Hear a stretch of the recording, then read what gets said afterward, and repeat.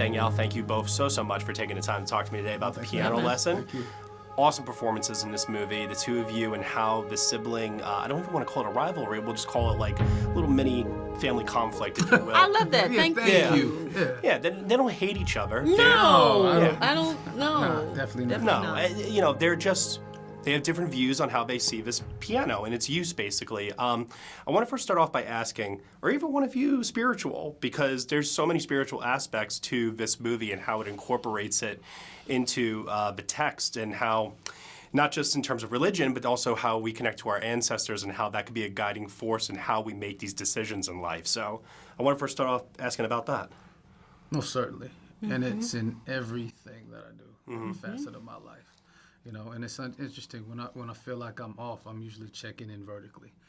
You know, if there's something not connecting or something not clicking, whether it's through the art or it's just in my actual life, I start vertically. Yeah. But that relationship is crucial to my life. Yeah.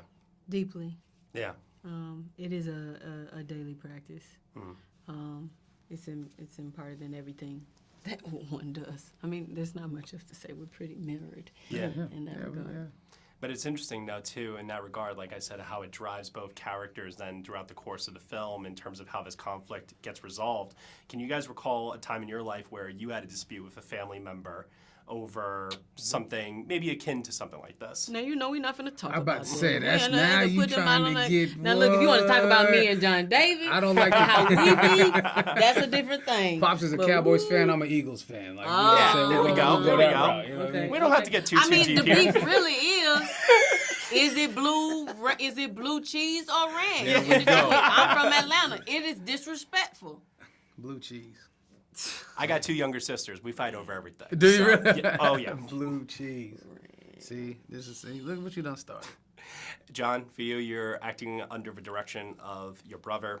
Just, what is that like? Because, like, you know, do you guys look back and say, man, I used to wrestle you in the backyard, like, you know? You know what? I'm glad it's funny you say that, because I think because let me tell you, he was very clear in his vision and his execution, right? There was no little to no missteps. However, when it came to the wire work and the fighting with the ghost, all of a sudden we need another one. All of a sudden maybe we need more blood. All of a sudden they want to get a little more creative with the slinging me around and stuff.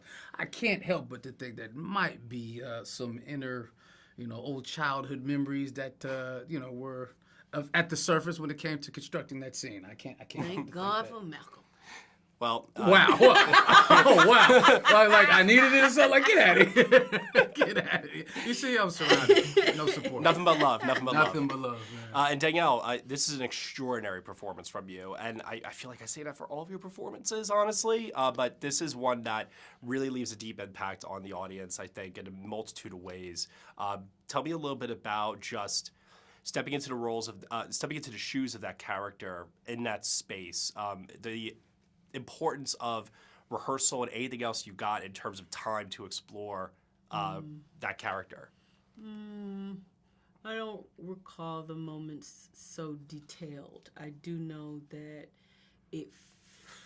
I was practicing that piano a whole lot. Yeah. And I am not a childhood pianist of any sort, but it's just allowing yourself to succumb to the moment, to succumb to the truth of the understanding of everybody having lineage, of coming from someone else, who came from someone else, who came from someone else, who came from someone else.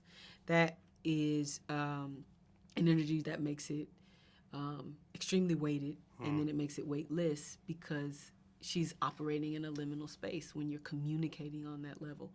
The piano rather functions as an altar. It is a conduit to the beyond, and you can go there, and they can come here and open you up.